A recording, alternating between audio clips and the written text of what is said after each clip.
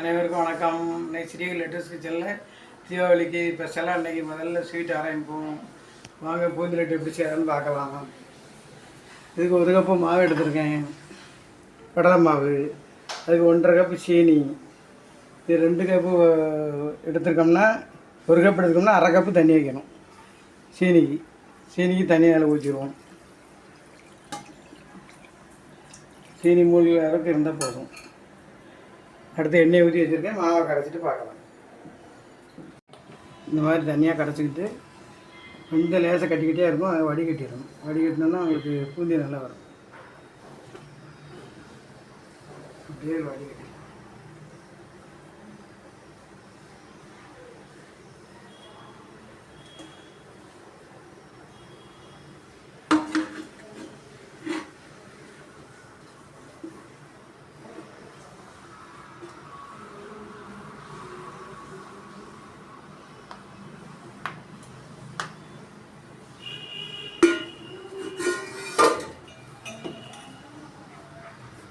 தேய்ச்சி எடுத்தீங்கன்னா அந்த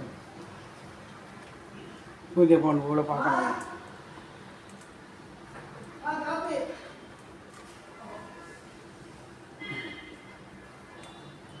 வடிகட்டியாச்சு.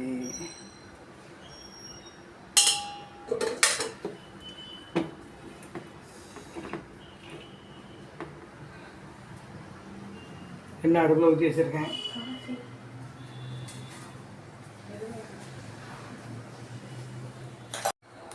இந்த மாதிரி பதத்தில் கரைச்சி வச்சுக்கணும். பூந்தி ஊற்றலாம். வாங்க, எண்ணெய் காஞ்சிருச்சு.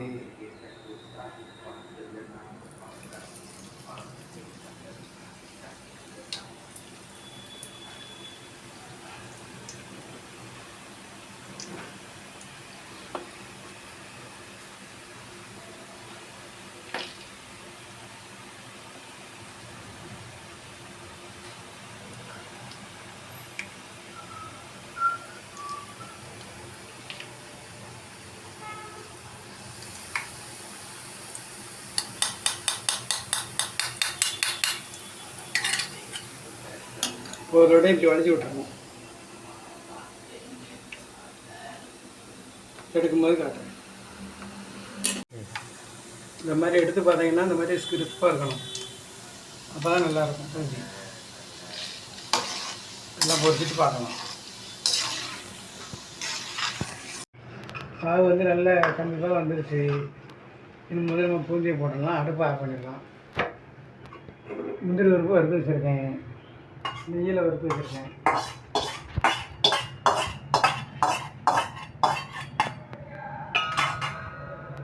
ஏலக்காய் பொடி, கிராம்பு கொஞ்சம் கெட்டு போகாமல் இருக்கும்.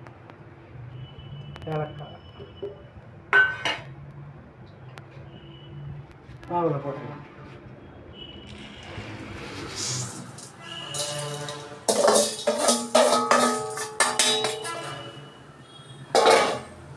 இதை நல்லா பாவில் கிண்டி விட்டுட்டு நல்லா ஆற விட்டு கூட பிடிக்காது.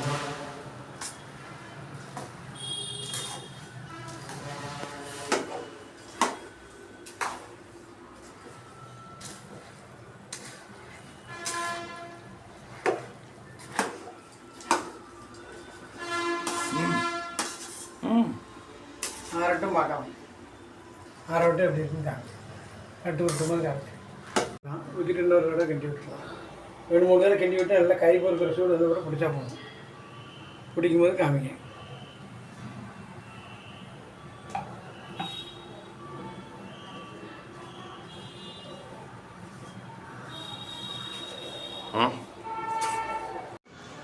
லட்டு ரெடி.